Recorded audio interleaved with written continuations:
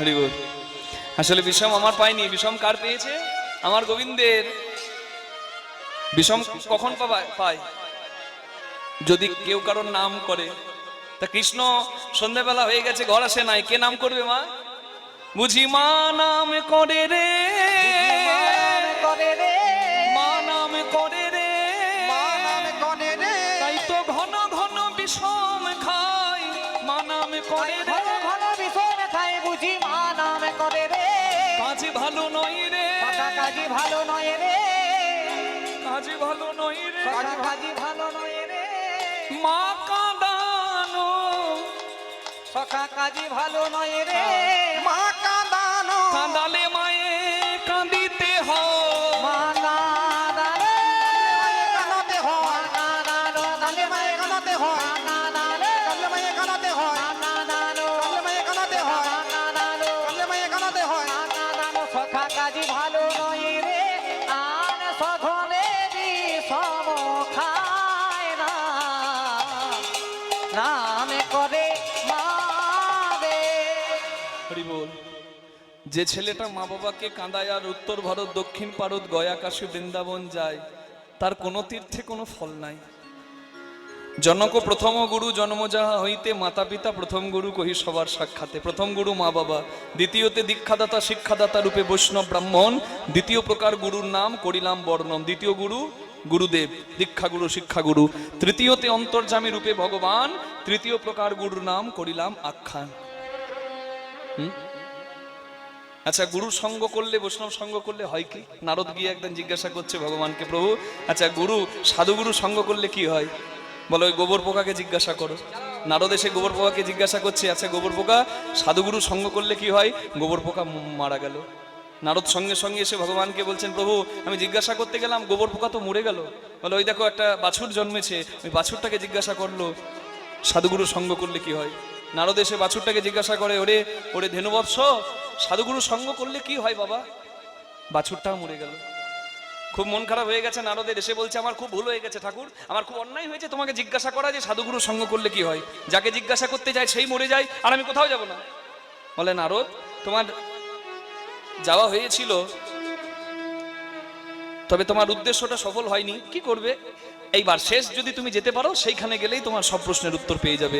নারদ বলে আমার দরকার নাই, গোবর পোকার তিন কুলে কেউ ছিল না, তাই গোবর পোকা মরে গেছে, কিছু আমার দোষ লাগেনি। আর ওই বাছুরটা মরে গেল, ভাগ্যে গরু ছিল না, যদি মা থাকতো আমাকে একবারে শিং দিয়ে বের করে দিত আমার জিজ্ঞাসা করে। আর ওই যে রাজবাড়িতে আপনি দেখাচ্ছেন যে রাজার ঘরে যেতে, রাজার ঘরে আমি কেন যাব? বলো ওই রাজার একটা ছেলে হয়েছে বহুদিন পর, তাকে গিয়ে জিজ্ঞাসা করো। বলে মাথা, আমি যদি জিজ্ঞাসা করি আর রাজপুত্র যদি মারা যায়, ঠ্যাং খোড়া করে দেবে, আমাকে বেঁধে মারবে। বলে ওইখানেই তোমার প্রশ্নের উত্তর। নারদ ভয়ে ভীত হয়ে ধুতিটা আগে থেকেই তুলে, মানে দরজাটার একবার এইদিকে তাকাচ্ছে, একবার ওইদিকে তাকাচ্ছে, একবার পাটা ভেতরে দিয়েছে চৌকাঠের ভেতরে, এক পা বাইরে আছে, এইদিকে আর এইদিকে দেখে নিয়ে জিজ্ঞাসা করছে, আচ্ছা রাজপুত্র সাধুগুরু সঙ্গ করলে কি হয়? যেই পালাতে যাবে রাজপুত্র বলে উঠল, হে নারদ মুনি, আপনাকে বলতে হবে যে সাধুগুরু সঙ্গ করলে কি হয়। আমি আমার কর্মফল ভোগ করতে গোবর পোকা রূপে এসেছিলাম, মধুমক্ষিকা রূপে জন্ম পাইনি, গোবর পোকা রূপে জন্ম পেয়েছি। আপনার মতো সাধুগুরুর সঙ্গ পেয়ে আমি উদ্ধার পেলাম, উত্তম জন্ম পেলাম। আমি এলাম ধেনুবৎস হয়ে, বাছুর হয়ে, আবার আপনি আমাকে কি কৃপা করলেন, আমি উদ্ধার পেলাম। উদ্ধার পেয়ে নরজন্ম পেলাম। আহার নিদ্রা ভয় মৈথুনম চ সমানে তৎ পশুভের নানানাম ধর্ম হি এক অধিক বিশেষ ধর্মেন বিহীন পশুভের সমানা। খাওয়া ঘুমানো, সন্তানের বাবা মা হওয়ার, মৃত্যু ভয় পাওয়া, মানুষও করে পশুও করে, কিন্তু মানুষ শ্রেষ্ঠ কেন? মানুষ ধর্ম আচরণ করে। যদি কেউ ধর্ম আচরণ না করে সে পশুর অধম। আমি উচ্চকুলে জন্ম পেয়েছি, আপনার মতো সাধুগুরু বৈষ্ণবের কৃপায় আমি কীট থেকে পশু হলাম, পশু থেকে মানুষ হলাম। আপনি আমাকে আশীর্বাদ করুন, এই মানব জন্ম যেন আমি সফল করতে পারি, যেন আমার কৃষ্ণ পদে মতি থাকে, যেন আমার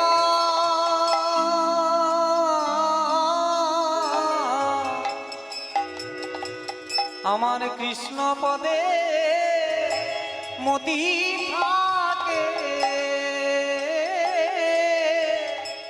আমার এই নিবেদন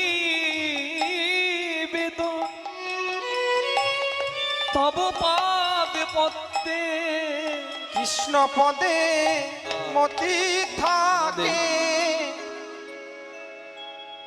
রাধে রাধে, হরি বল হরি বল হরি বল। তাই গুরু হচ্ছে ঘটক। ঘটক মানে শুধু বিয়ে দেয় নাকি? এখন আমার বিয়ের ঘটক লাগে না, পকেটে থাকে ঘটক, মোবাইল নাকি? ওই পাশ থেকে কল এলো, হ্যালো, আর হ্যালো শুনে মেয়ে টাকি ছেড়ে গেল, যা, ওই ঘটক নয়। গুরু হচ্ছে ঘটক নাকি, যিনি ভক্ত ভগবানের মিলন করান। মা যোগমায়া ঘটক, যিনি গোপী গোবিন্দের মিলন করান। রাধে রাধে। তাহলে গুরু তিন রকমের, মা বাবা প্রথম গুরু, দীক্ষাদাতা শিক্ষাদাতা দ্বিতীয় গুরু, আর ভগবান হচ্ছেন তৃতীয় গুরু। এই তিন গুরুকে জীব যদি স্মরণ না করে, যদি চরণে মতি না রাখে, তার জন্ম নেওয়া ব্যর্থ। সহজ কথায় উত্তর। রাধে রাধে।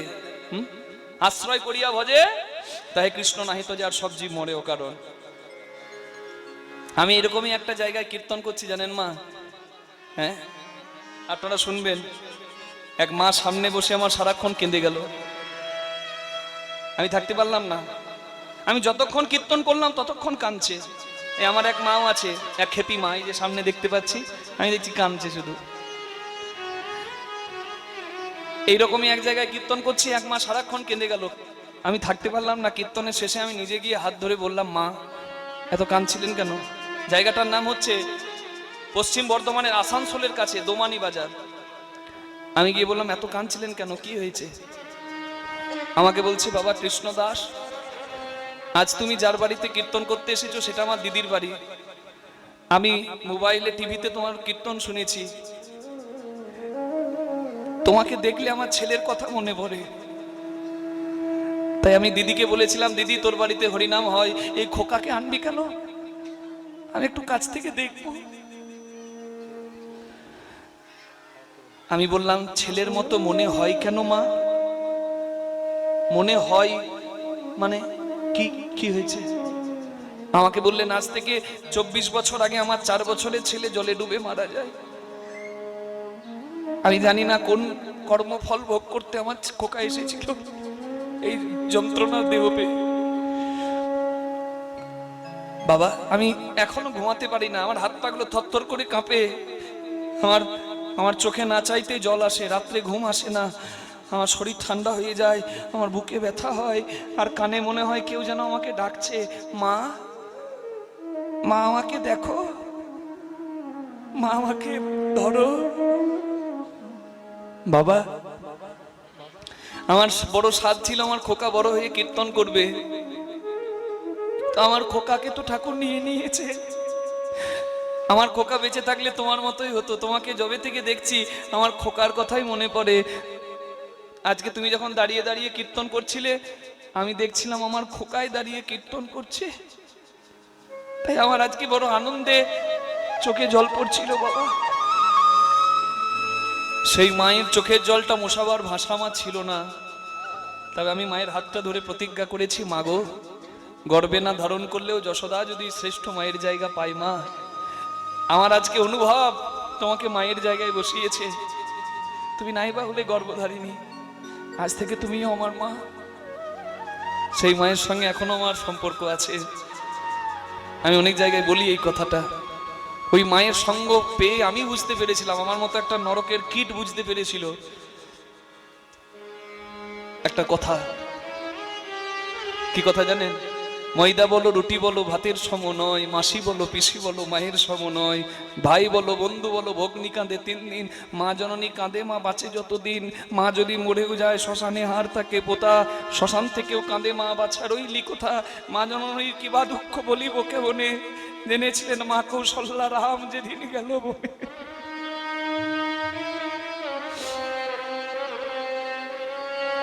যে ছেলেটা মারা যায় সেই ছেলেটা কারোর ভাই, কারোর বন্ধু, কারোর আত্মীয় স্বজন, কারোর আবার স্বামী, কিন্তু তার নিজের মায়ের দেহের অংশ। আমি 14 দিন আজকে বাড়ি ফিরিনি মাই, প্রতিদিন গান হচ্ছে। 14 দিন বেরিয়েছি মা। এই যাত্রাপথে আমি ত্রিপুরা থেকে এলাম, আমার দমদম থেকে ফ্লাইট ছিল, আর কার্তিকের 28 তারিখ রাস পূর্ণিমা উপলক্ষে আমি ত্রিপুরায় 28, 29, 30 3 দিন গান করি। আপনারা যারা আমাকে ফেসবুকে ফলো করেন, কৃষ্ণদাস মুখার্জি কীর্তন, সেখানেও দেখতে পারবেন আমার আপডেট থাকে কোথায় কোথায় যাচ্ছি কি না। আর যারা কীর্তন শোনেন তারা তো ইউটিউবে গিয়ে কৃষ্ণদাস মুখার্জি কীর্তন লিখলে সেখানেও শুনতে পারেন। রাধে রাধে। তা আমি সেখানে দিয়েছিলাম।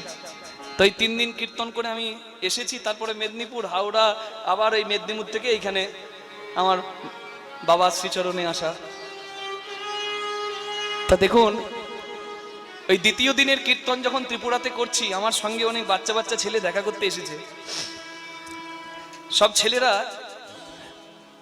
অনেক ছেলেরা দেখছি মোবাইল নিয়েছে, হাতে মোবাইল নিচ্ছে, দেখছে। একটা ছেলেকে আমি দেখছি, ও ছেলেটা মোবাইল নাই, বাকি সবার হাতে মোবাইল একটা করে। আমি বললাম, বাবা তুমি মোবাইল দেখবে? আমি বেশিক্ষণ দেবো না, কিন্তু একটু দেবো। আমার কাছেই ছিল, আমার ফোনটা আমি হাতে দিলাম, না। তো বিশ্বাস করুন, ওই ফোনটা পেয়ে ছেলেটা বুঝতেই পারছে না যে ফোনটা কি করব। অন্যান্য ছেলেরা ফোন খুলে গেম খেলতে লেগে গেছে, সব জানে। আর ওই ছেলেটা ফোনটাও চালাতে পারছে না, মানে ফোনটা যে কি করতে হয় সেটাও ভালো করে জানে না। ফোনটাকে নিয়ে এপাশ ওপাশ করছে। কিছুক্ষণ পর ফোনটা আমাকে দিয়ে দিও, চুপ করে দাঁড়িয়ে আছে, মানে ভয় পেয়ে গেছে। আমার একটু আশ্চর্য লাগলো, এখনকার বাচ্চা এমনিতেই স্মার্ট। ওই ছেলেটা মোবাইল হাতে দিলাম, কিন্তু আমাকে ফিরিয়ে দিয়ে ভয় পেয়ে দাঁড়িয়ে গেছে, ভয়ে কাঁপছে থরথর করে। আমি মাথাতে হাত বুলিয়ে বললাম, বাবা। মেয়ে ছিল, খুকি, মা আমার, কি হয়েছে মা? আমি বললাম, এ কার সঙ্গে এসেছে? হ্যাঁ, এর মা কোথায়? একজন বৃদ্ধা, মানে মেয়েটার ওই খুকির ঠাকুমা আমাকে এসে বলছে, বাবা এই অভাগিনীর মা নাই।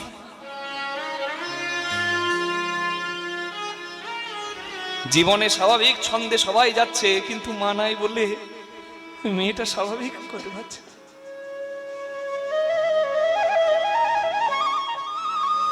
যারা মা বাবা পেয়েছেন তারা বড় ভাগ্যবান। দাঁত থাকতে দাঁতের মর্ম দিন। নকল দাঁত যতই লাগান, নকল দাঁত লাস্টিং করবে না 10 বছরের বেশি বাবা। যেটি পেয়েছেন ভগবানের কৃপায়, যার আঙিনায় এসেছেন, মা বাবাকে ভালোবাসো, এর তুল্য ধন হবে না। মা বাবা প্রথম গুরু।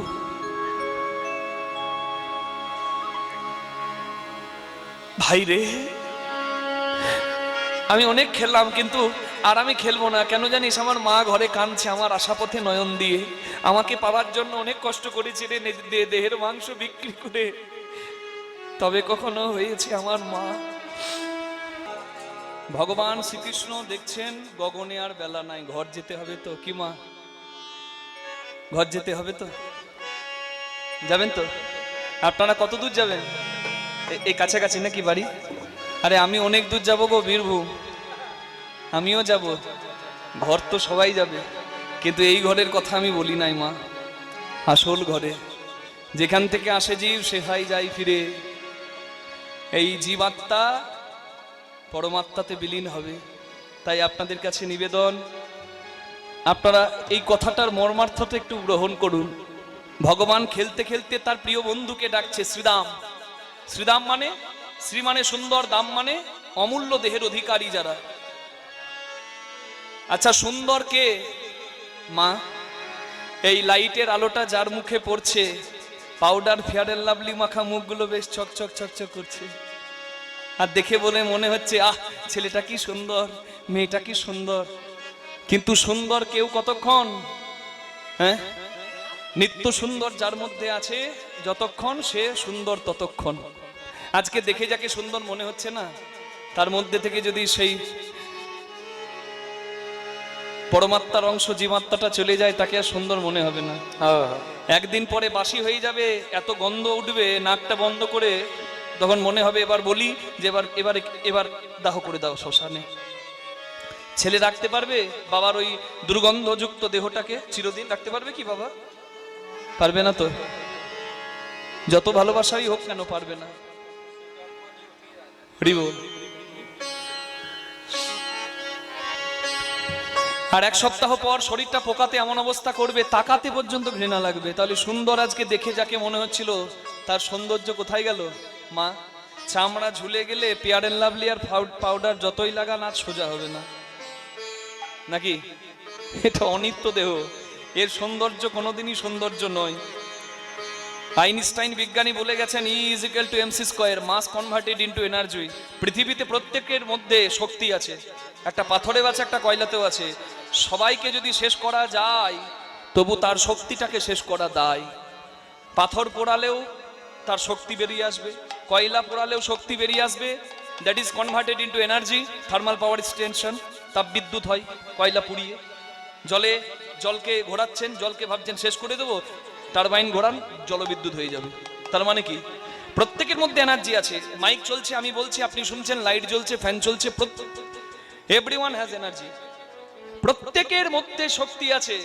আর এই ছোট্ট ছোট্ট শক্তিগুলো, প্রত্যেকটি ছোট্ট ছোট্ট শক্তির যিনি পূর্ণ শক্তিমান এই সংসারে, তিনি হচ্ছেন আমার পূর্ণ ব্রহ্ম সনাতন ভগবান। নিতাই গৌর হরি বল। ওই জন্য বলে না, হিরণ্যকশিপু বলছে তোর ভগবান কোথায়? প্রহ্লাদ বলছে সর্বত্র কৃষ্ণস্তু ভগবান স্বয়ং। তো আমি সব জায়গায় আমার হরিকে দেখি, পাথরেও দেখি, জলেও দেখি, সব জায়গায় দেখি। বলে আমি কেন দেখতে পাচ্ছি না? বলে তোমার দেখার চোখ নাই, তুমি আমার চোখ দিয়ে দেখো, তুমি সব জায়গায় হরি দেখবে। সর্বত্র তিনি বিদ্যমান, আর তিনি যতদিন আছে ততদিন কেউ সুন্দর, কারণ সে হচ্ছে আসল সুন্দর।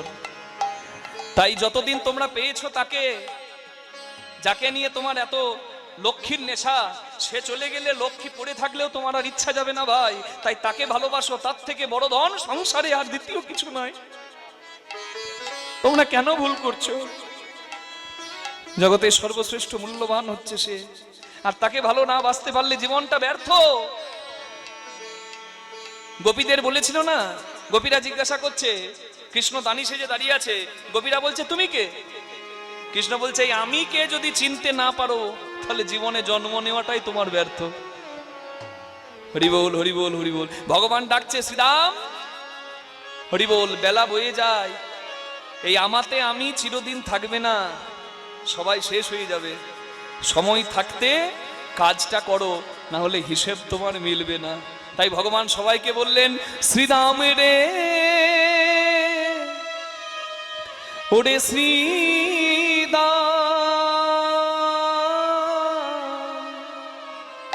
ছেদে গগনে আর বেলা নাই ভাই, নাই ভাই। আস্তে। আচ্ছা মা, আমি এখানে একটা কীর্তনের মহাজনী গান, যাকে বলে কীর্তনের বড় গান, তাল গান, বড় মধ্যম গান গাইবো আহির ভৈরব রাগে। আমি কি এখানে গাইতে পারি? কারণ সব জায়গায় তো এই গান গাওয়া যায় না, কারণ এখন গাইতে গেলে আসর ফাঁকা হয়ে যাবে বাবা। ভালো জিনিস তো সবার ভালো লাগে না, কিন্তু যেহেতু এই জায়গাটার একটা মাহাত্ম্য আছে, এই গুণী জনের সম্মুখে আমি বসে আছি, দাঁড়িয়ে আছি, তাই একটু সাহস হচ্ছে যে, তাই অনুমতিটা চেয়ে নিচ্ছি। মা, গাইবো? অধৈর্য হবেন না তো? আচ্ছা, আমি খুব বড় করে গাইবো না, তবে একটু 5 মিনিট হবে তো? কিছু বোঝার দরকার নাই, সবকিছু বুঝতে হবে নাকি? সব জেনে নষ্ট জীবন, সব জেনে লাভ নাই। কিন্তু এটা হচ্ছে মানে জানবেন, যারা এই গান রচনা করেছেন তাদেরকে আমি শ্রদ্ধা জানাচ্ছি। আমরা যা করে খাচ্ছি কিছু দিতে পারি? এই বাবার মতো আয়োজন কজন করতে পারি বলুন না? আমরা তো অনেক পাচ্ছি, লক্ষ টাকা কীর্তনিয়ার এখন হয়ে গেছে মূল্য। কিন্তু বলুন দেখি, ভগবানের সেবার জন্য একটা আসরের মূল্য দিয়ে 1 লক্ষ টাকা দিয়েও কেউ কিছু ব্যবস্থা করছে? তাহলে কেমন আচরণ বলুন দেখি? রাধে। যারা করতে পারে তারা সত্যি ভাগ্যবান, তারা ধন্য। তাদের সান্নিধ্যে যারা আসে তারা ধন্য। আজকে যেমন আমরা ধন্য হয়েছি বাবার আঙিনায় এসে, আমার এই বৃন্দাবনে এসে। আচ্ছা, আমরা একটু চেষ্টা করছি, মা একটু কৃপা করে শুনবেন। গগনে আর বেলা নাই, বেলা নাই ছেদে শ্রীরাম রে, অয় ধেনুর পাল ঝর করো ও ও অয় শ্রী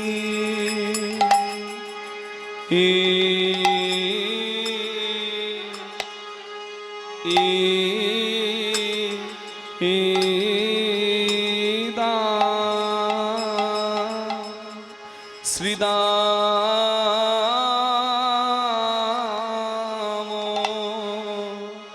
অয়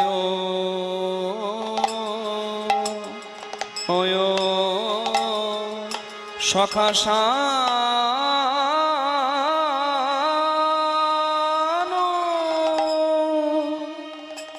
অয় অয় অয় দা আয়া আয়া আয়া শ্রী শান দাও সিংহাতে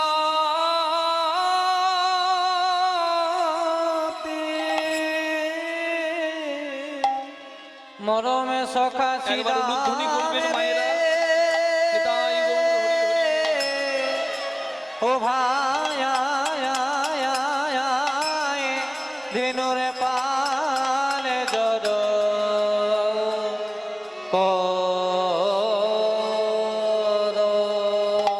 মরম সখা শ্রীদাম রে, এবার আমাদের ঘরে যাবা সময় হলো, এবার ঘরে যেতে হবে ভাই। তাই বলি সখারে, বলি গগনে আর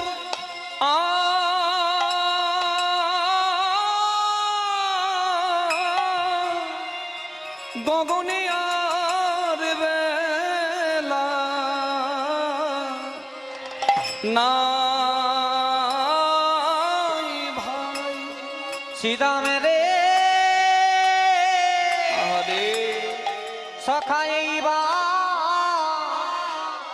এবারে ঘরে যে বেলা যে বয়ে যায়, তুমি বাসনায় দেবে না আগুন, গোনা দিন ফুরিয়ে যায়। যেতে হবে তাড়াতাড়ি জীবনের কাজটা পূর্ণ করো ভাই, তবেই তো তোমার হিসেবটা মিলবে। নিতাই গৌর হরি বল। আহা। সখায়ারি গো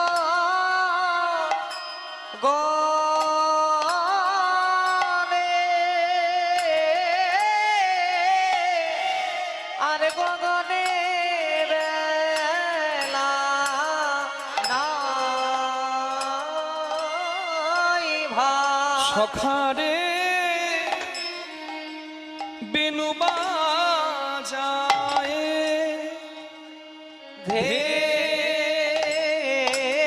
ধেনু ফিরা ভাই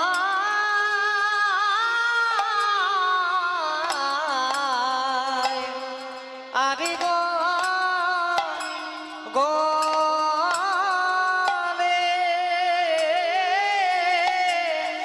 আরে গগনে বেলা নাই ভাই। সখা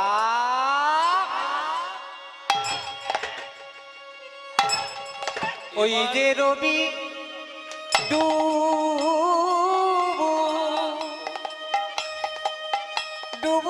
রে আরে গগনে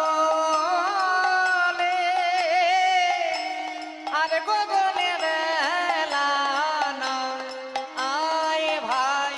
সখা ওই যে রবি ডুবু, ও ডুবু রে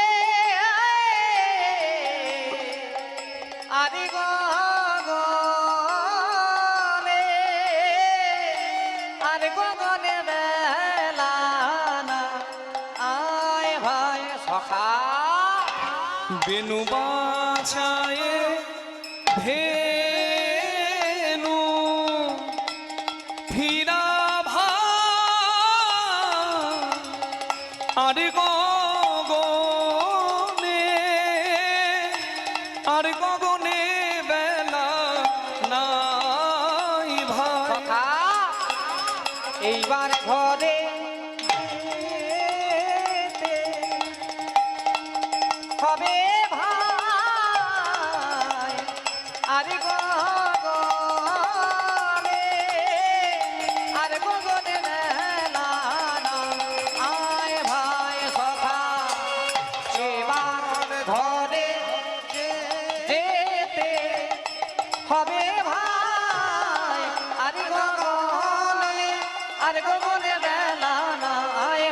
সখা এবার ঘরে যেতে হবে ভাই, আর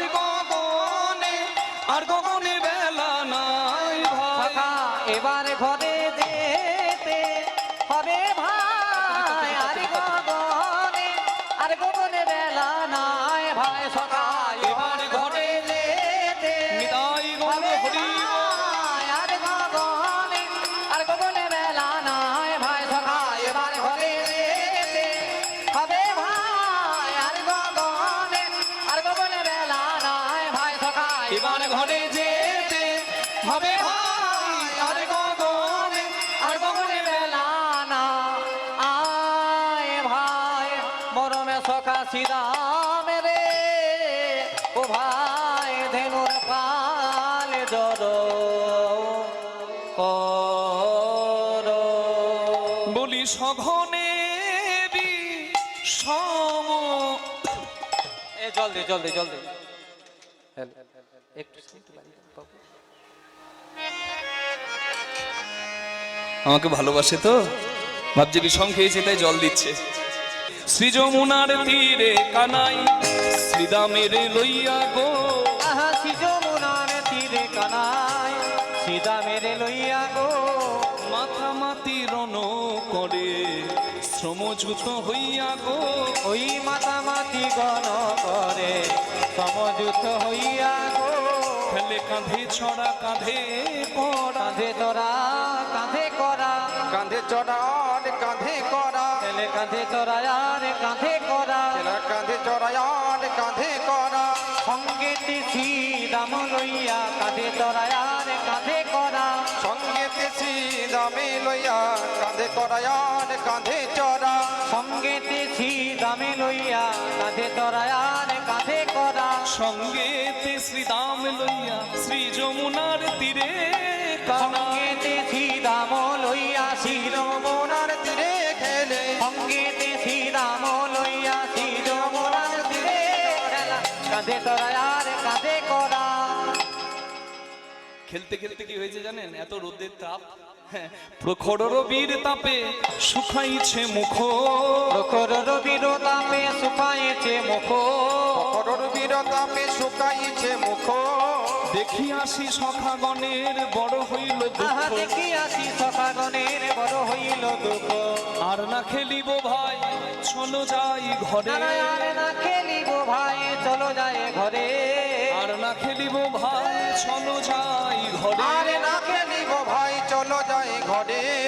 সকালে যাইতে মা কইয়াছে সবারে, আমাদের সকালে যাইতে মা কইয়াছে সবারে। মনে নাই ভাই, মনে নাই ভাই, মনে নাই ভাই, মনে নাই ভাই, খেলাই খেলাই মনে নাই ভাই, খেলায় খেলায় মনে নাই ভাই। এই যা খেলাই খেলাই এই চা খেলাই খেলাই মনে নাই ভাই। খেলায় খেলায় মনে নাই ভাই। ভুলেই গিয়েছি সকালে যাইতে মা কইয়াছে সবারে, আমাদের সকালে যাইতে মা কইয়াছে সবারে। আর না খেলিব ভাই চলো ঘরে যা, আর না খেলিব ভাই চলো ঘরে যা। তখন বলরাম দাস কহে দূর বনে গেল, আহা বলো রামে দাস কহে দূর বনে গেল গায়। ফিরারে ধেনু ফিরারে ধেনু, ফিরারে ধেনু ফেরারে ধেনু, ও ভাই কানু ফিরারে ধেনু, ও ভাই কানু ফিরারে ধেনু। বাজাইয়া মোহন বেনু, ও ভাই কানু ফিরারে একবার ধেনু, বাজাইয়ে মোহন বেনু, তোর ছাদে বদনে বেনু দিয়ে, বাজাইয়ে মোহন বেনু, চাঁদে মুখে বেনা দিয়ে, বাজাইয়ে মোহন বেনু। চাঁদে মুখে বেনা দিয়ে, ও ভাই কানু ফিরারে ধেনু, আহা বলো রামে দাস কহে দূর বনে গেল গায়। আমি যে ধরার প্রেমে পড়েছি ধরা, আমি ধরার প্রেমে পড়েছি ধরা। আর প্রেমে পড়েছি ধরা, আমি ধরার প্রেমে